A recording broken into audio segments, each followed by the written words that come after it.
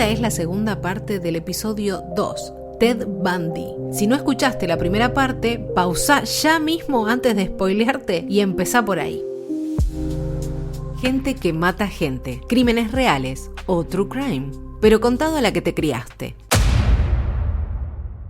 Liz ve el diario y se queda helada cuando ve el identikit. Y va a lo de una amiga, decime vos qué te parece. ¿Soy yo? ¿Soy yo? ¿Estoy loca? ¿O es Ted? Y la amiga le dice, sí, se parece, pero no puede ser que vos estés saliendo hace 4 años con alguien y que sea esta persona, o sea, es imposible. Es imposible. Pero Liz se vuelve a la casa medio todavía con dudas, porque a ella no le cerraba y porque además una vez que lo había ido a visitar a Ted, había visto que en su habitación tenía unas muletas.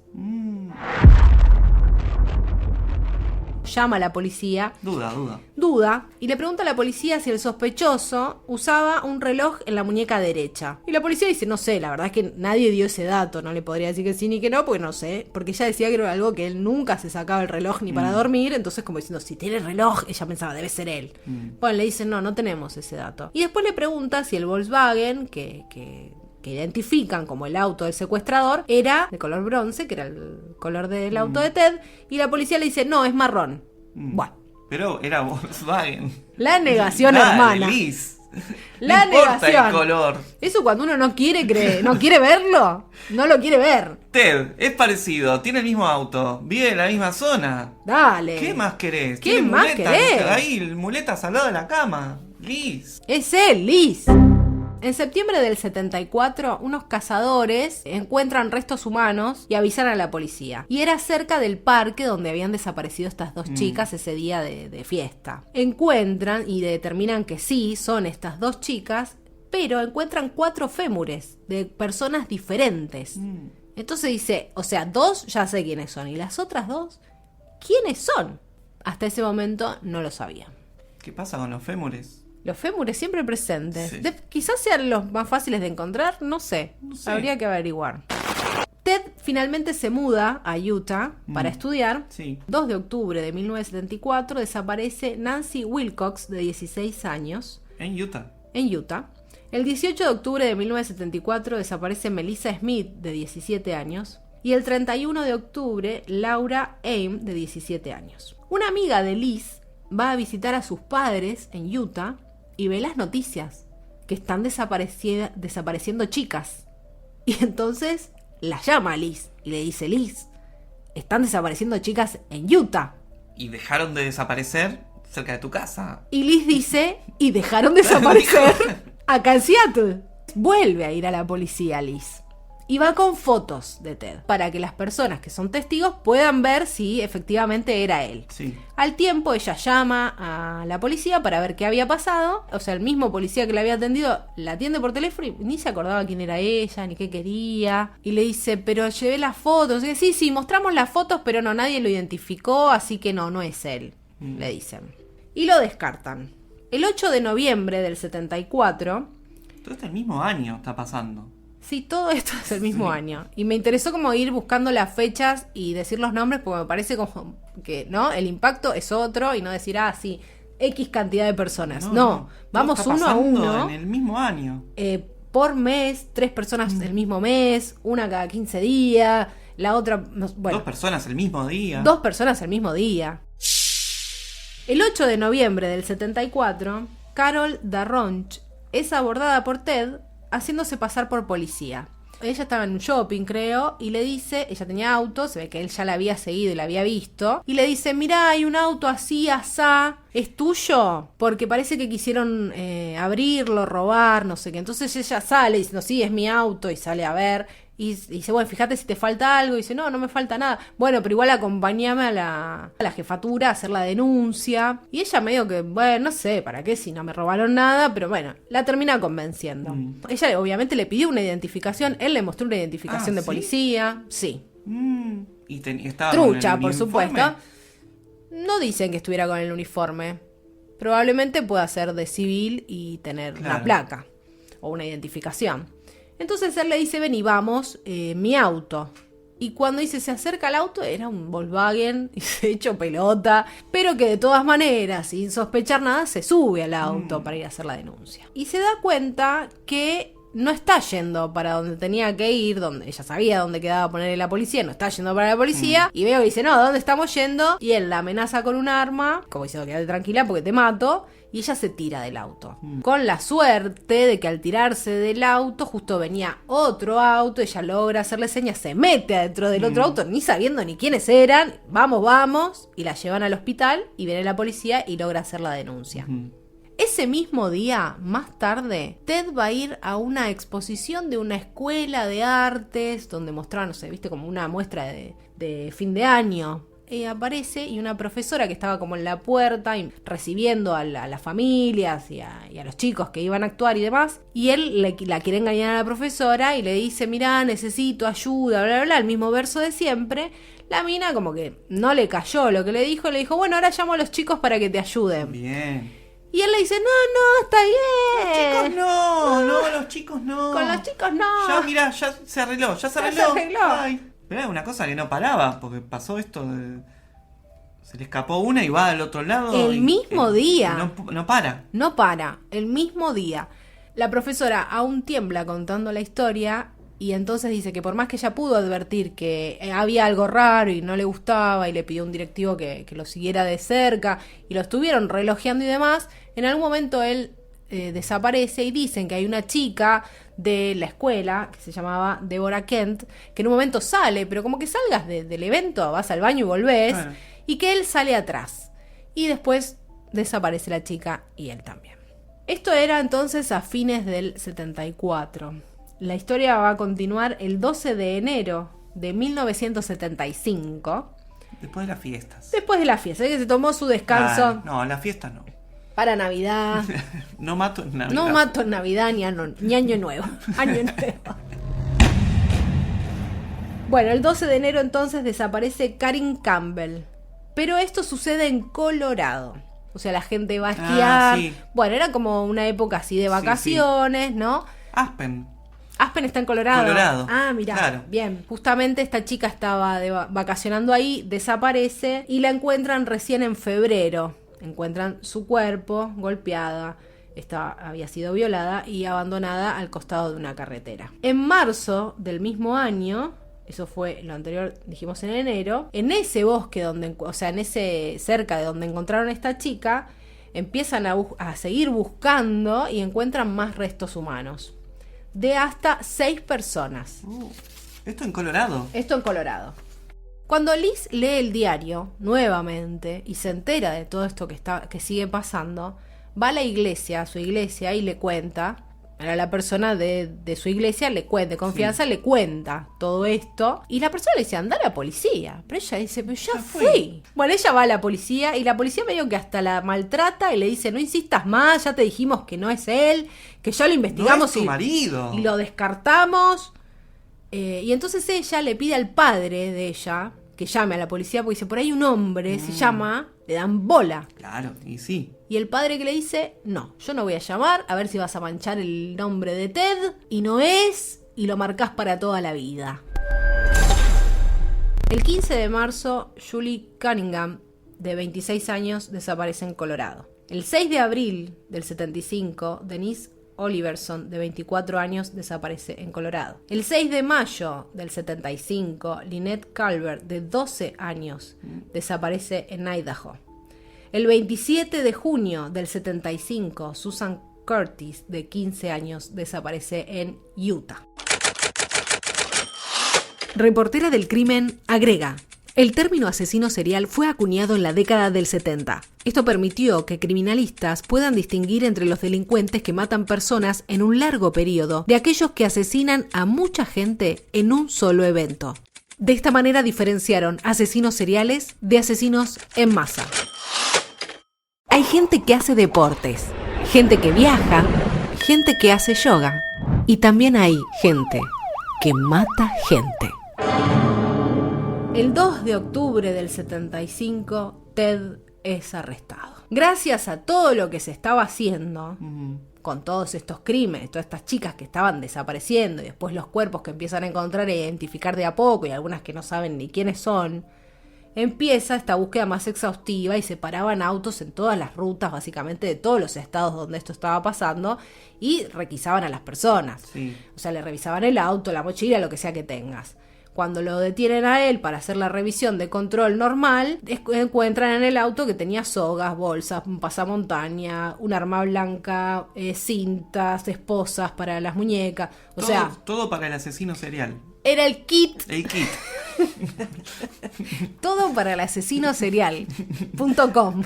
Bueno, obviamente queda detenido, pero de lo único que al principio lo pueden como imputar es del intento de secuestro de Carol Darronch, la chica que se tiró del auto cuando él se hizo pasar por policía. Claro. Eso era lo que tenían seguro, porque ella podía decir, sí, es él.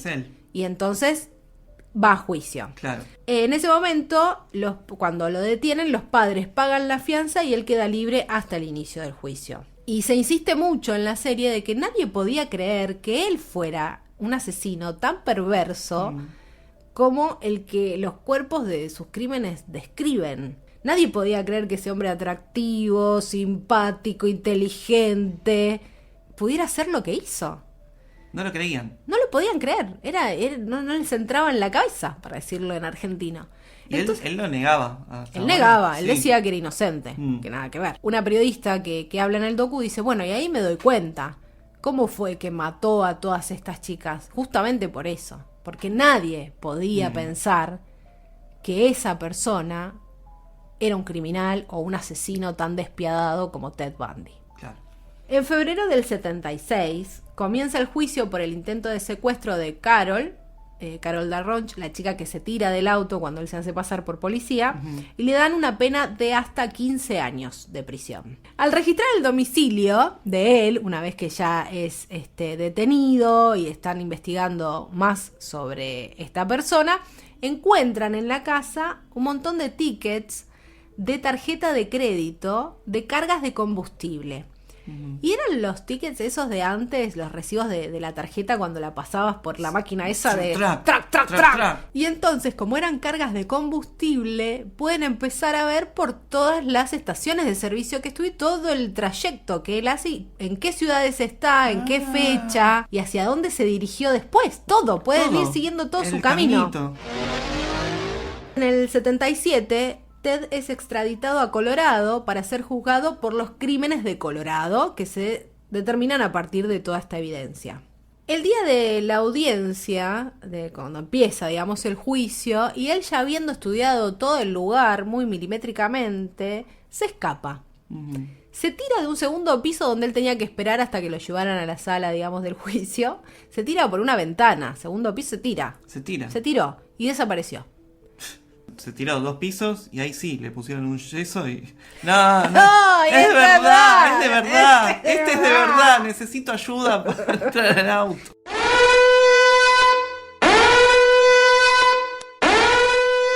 Bueno, estaba varias horas desaparecido hasta que lo atrapan a la mañana siguiente. 7 meses después, estando en la cárcel, se vuelve a escapar. O sea, estaba preso ya. Y se vuelve a escapar por un conducto que era muy chiquito, que era como de donde salía la luz de su celda. O sea, logra como abrir esa parte del techo y se mete y se va. Pero ahí sí se escapó. Ahí se escapó. Un poco de contexto histórico en este momento que está sucediendo esto de Ted preso escapándose. 77. Exacto. Muestran informes que daban en la tele con otros temas, y era que la mujer iba a llegar al espacio. Entonces, que de repente las primeras 6 mujeres son aceptadas como astronautas en la NASA. Y según lo que dice el cronista que da la nota que uno ve en el documental, dice, 20 años después de seleccionados los primeros astronautas, la NASA al fin tiene astronautas mujeres y negros. Las noticias de los 70. Es la misma noticia de ahora. Que van a ir a la luna de nuevo y la tripulación incluye además, mujeres y el primer afroamericano que va a ir a la luna. Bueno, esto era como, eran astronautas, no es que no iban al espacio, sino que entraban a la posibilidad. Sí, pues ya no iban a la luna. Ya ni no nada. hacían expediciones. A principios del 78, con Ted prófugo, son atacadas 4 mujeres en una casa también de sororidad, o sea, de un campus universitario, en Florida. Mata a Lizzie Levy, de 20 años, y a Margaret Bowman, de 20 años también. Y otras 2 sobreviven a su ataque. Claro, pero entró en una casa como... Entró en una casa de sororidad que se llamaba Chi Omega. De su carrera. Pero lo extraño era que, claro, como el primer caso, exacto, pero que fueron 4 adentro de la misma casa. O sea, fue yendo de habitación a habitación a matarlas. Y a 5 cuadras ataca a otra mujer, también que estaba durmiendo en su casa. En febrero del 78... secuestra y desaparece a Kimberly Leach, de 12 años, a quien levanta de la puerta del colegio, no se sabe con qué excusa, pero todo el mundo consternado porque era una nena de 12 años que decían no era que parecía ni más grande, ni que vos si la confundías con una mujer, no, era una nena desde donde sea que la mires. Entonces también empieza a pasar esto de ya no hay perfil, o sea, solo mujeres. Pero estaba prófugo. Y era noticia. Estaba prófugo y era noticia, claro que sí. Lo atrapan, porque obviamente lo seguían buscando. Lo atrapan en un momento, pero una situación media confusa, porque era un policía que era novato, era muy joven, no hacía mucho que era parte de la fuerza policial. Él ve algo extraño en Ted. Y Ted se quiere escapar cuando él lo quiere, como le da la voz en alto, entonces empiezan a forcejear, Ted le quiere sacar el arma y pegar. Bueno, la cuestión es que él logra reducirlo y llevarlo mínimamente preso por decir esta persona frente a la voz de alto hizo lío. Claro. No sé ni quién es. Y él da otro nombre y dice algo así como que no va a decir... Porque en un momento dice, vos no sos este nombre que me estás dando. Y él dice, bueno, yo no voy a decir quién soy hasta que no me dejen hacer unos llamados por teléfono. Bueno, le dejan hacer los llamados por teléfono. ¿Y a quién llama? Llama a Liz. Le habla, él le seguía prometiendo. Mirá que ella ya sabía, ya estaba todo concretado. Él ya estaba en la cárcel. Él le admite haber matado gente. O sea, de repente, sí, a ella sí. En ese llamado, le admite que un día... ¿Te acordás lo del lago donde desaparecieron esas 2 chicas? Y ahí se sabe que él se hacía llamar Ted.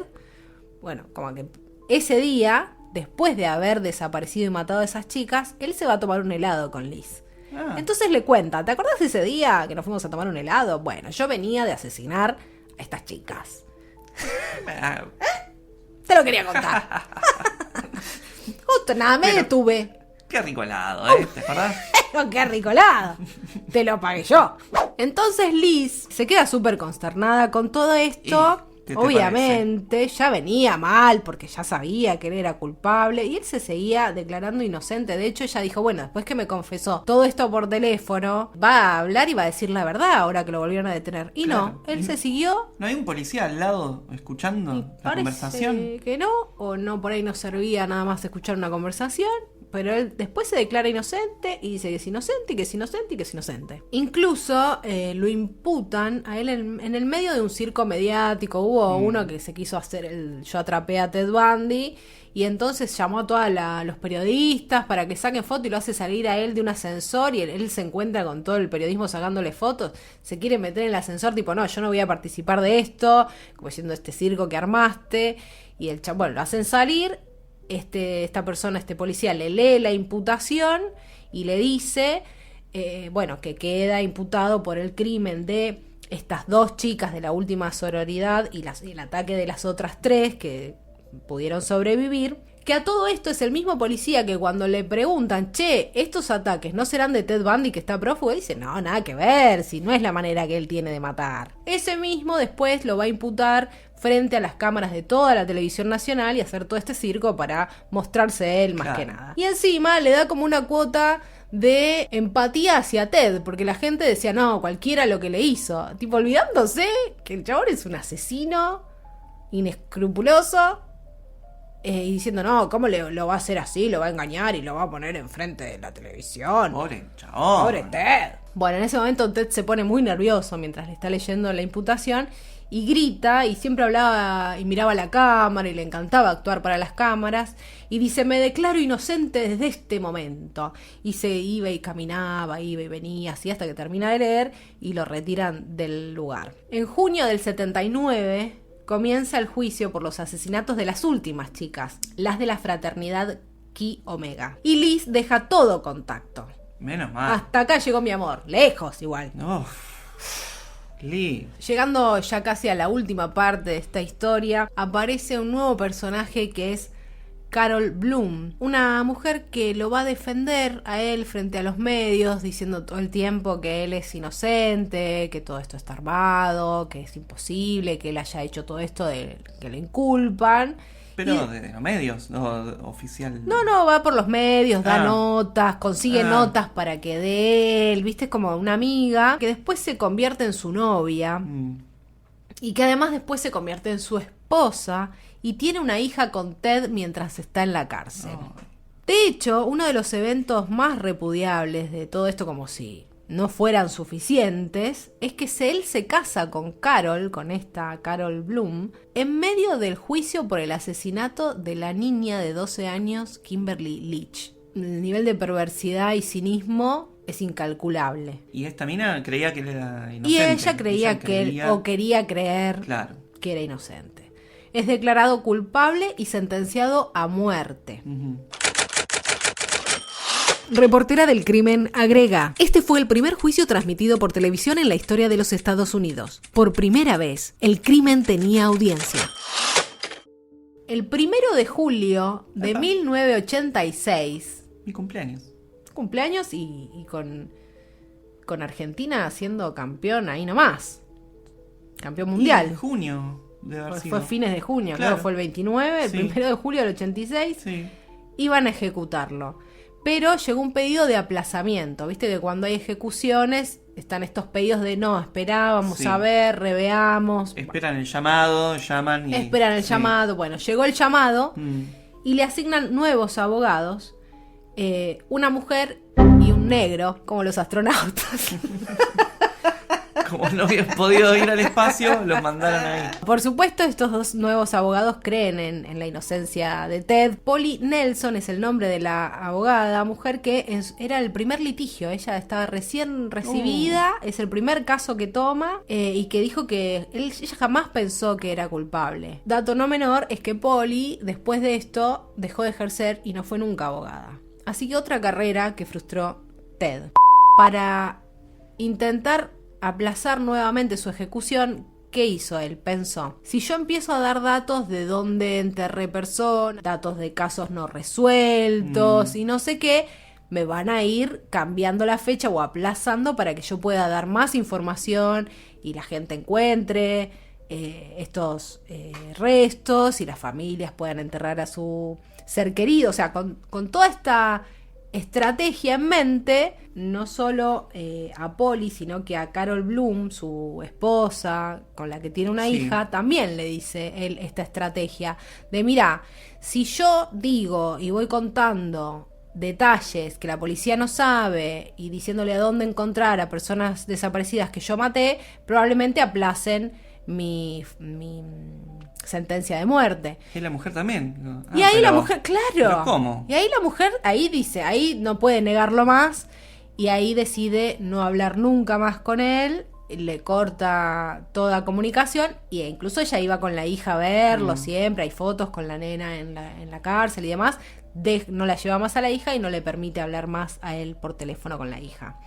Y la abogada, recién cuando él empieza a decirle, bueno, yo podría contar cosas y entonces eso me aplazaría. Ella dice, a ver, ¿qué cosas contarías?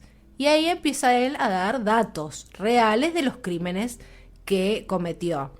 Y dice que es el primer y único momento en que ella se da cuenta que está frente a un asesino serial. Ella comienza a ver cómo se va oscureciendo su persona. Algo que ya habíamos escuchado en Liz. Sí, el día del bote. El día del bote. y ella por primera vez siente miedo estando con él, cuando había estado un montón de veces con él en una sala charlando porque era su abogada, y en este momento siente mucho miedo, que obviamente no demuestra, hace como si nada, como que toma nota, y que decía que él la relojeaba todo el tiempo mientras le estaba contando para ver cómo reaccionaba ella a lo que le estaba contando y a ver si lo iba a seguir defendiendo o no después de esto. Claro. Y ella hace como todo, como que sí. Bueno, después se va y Chao. quería morirse también porque decía, no puedo creer que yo haya defendido o haya intentado defender a esta persona cuando en realidad sí era el monstruo que todos decían. En ese momento él confiesa 8 asesinatos en Seattle, 15 en Oregon, Utah y Colorado, y da información sobre 12 casos sin resolver. Él va a seguir haciendo este juego de dar datos para ir aplazando su condena hasta que en enero del 89 se niegan a seguir dilatando la ejecución y ponen una fecha. El 24 de enero del 89 Tuvo 3 años o 2 años y medio dando datos. Finalmente Ted Bundy es ejecutado en la silla eléctrica en Florida, frente a una multitud que celebraba su muerte como si fuera un carnaval. Afuera había gente con carteles diciendo te vas a morir, te vamos a matar, gente cantando, gritando. Un espectáculo que tampoco es digno de mucha humanidad, por más espanto de persona que sea, ¿no? Esto es Gente que Mata Gente, un podcast de casos reales contados por gente real. Bueno, con esto de la inteligencia artificial hay que aclarar todo, ¿viste? Ted Bundy es uno de los asesinos seriales más infames de la historia, no solo por sus crímenes, sino por su habilidad para ocultar su verdadero rostro tras una máscara de encanto y educación. Su caso expone los peligros de los estereotipos. Entre 1974 y 1978, Ted Bundy asesinó al menos a 30 mujeres. Es lo que se sabe. Es lo que se sabe. El caso de Ted nos recuerda algo que incomoda. Puede tener una sonrisa muy linda, unos ojos muy claros, vestirse muy bien, hablar suave, estudiar leyes. Puede ser tu vecino, puede ser tu compañero, que dentro esconde un monstruo que no podés ver. Hay que sospechar de esos que parecen muy agradables, pero que por alguna razón tu intuición te dice Y quizás después de escuchar este podcast puedas ayudar a desenmascarar a gente que mata gente. No olvides suscribirte al canal si todavía no lo hiciste. Si te gustó, dale like al video y compartilo con alguien más. Nos escuchamos la próxima, si es que aún seguimos vivos. Gente que mata gente.